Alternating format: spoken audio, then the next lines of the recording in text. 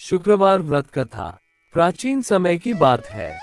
किसी राज्य में एक बड़ा प्रतापी तथा दानी राजा राज्य करता था। वह प्रत्येक गुरुवार को व्रत रखता एवं भूखे और गरीबों को दान देकर पुण्य प्राप्त करता था, परंतु ये बात उसकी रानी को अच्छा नहीं लगता था। वह न तो व्रत करती थी और न ही किसी को एक भी पैसा दान में देती थी और राजा को भी ऐसा करने से मना करती थी। एक समय की बात है, राजा शिकार खेलने को वन को चले गए थे। घर पर रानी और दासी थी। उसी समय गुरु बृहस्पतिदेव साधु का रूप धारण कर राजा के दरवाजे पर भिक्षा मांगने को आए। साधु ने जब रानी से भिक्षा मांगी तो वह कहने लगी, हे साधु महाराज, मैं इस दान और पुण्य से तंग आ गई हूँ।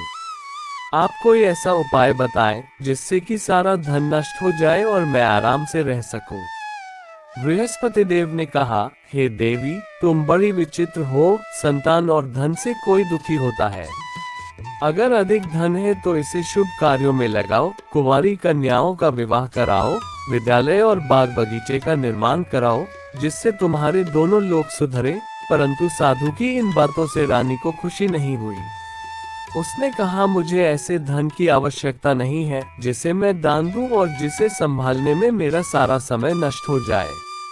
तब साधु ने कहा, यदि तुम्हारी ऐसी इच्छा है तो मैं जैसा तुम्हें बताता हूँ तुम वैसा ही करना। बृहस्पतिवार के दिन तुम घर को गोबर से लीपना, अपने केशों को पीली मिट्टी से धोना, केशों को धोते समय स्नान करना, राजा से हजामत बनाने को कहना, भोजन में मांस मदिरा खाना, कपड़ा धोबी के यहाँ धुलने डालना। इस प्रकार 7 बृहस्पतिवार करने से तुम्हारा समस्त धन नष्ट हो जाएगा। इतना कहकर साधु रूपी बृहस्पति देव अंतर्ध्यान हो गए। साधु के कहे अनुसार करते हुए रानी को केवल 3 बृहस्पतिवार ही बीते थे कि उसकी समस्त धन संपत्ति नष्ट हो गई। भोजन के लिए राजा का परिवार तरसने लगा। तब एक दिन राजा रानी से बोला, हे रानी, तुम यही रहो, मैं दूसरे देश को जाता हूँ, क्योंकि यहाँ पर सभी लोग मुझे जानते हैं, इसलिए मैं कोई छोटा कार्य नहीं कर सकता। ऐसा कहकर राजा परदेश चला गया। वहाँ वह जंगल से लकड़ी काट कर लाता और शहर में बेचता। इस तरह वह अपना जीवन व्यतीत करने लगा।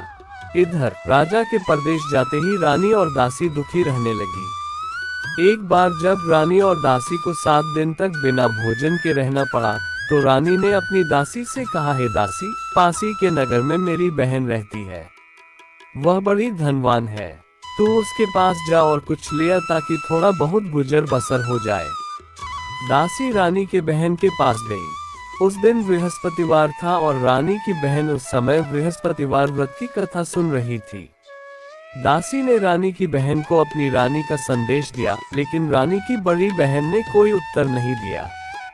जब दासी को रानी की बहन से कोई उत्तर नहीं मिला तो वह बहुत दुखी हुई और उसे क्रोध भी आया। दासी ने वापस आकर रानी को सारी बात बता दी। सुनकर रानी ने अपने भाग्य को कोसा। उधर रानी की बहन ने सोचा कि मेरी बहन की दासी आई थी, परंतु मैं उससे नहीं बोली, इससे वह बहुत दुखी हुई होगी।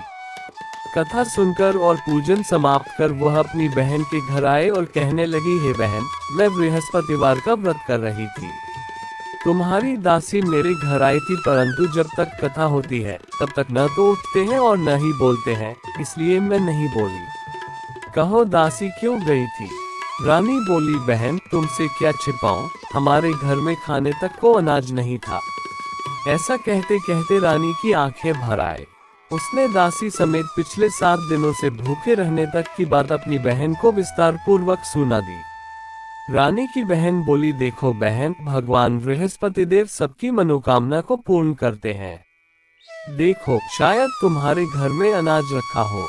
पहले तो रानी को विश्वास नहीं हुआ, पर बहन के आग्रह करने पर उसने अपनी दासी को अंदर भेजा तो उसे सचमुच अनाज से भरा एक घड़ा मिल गया।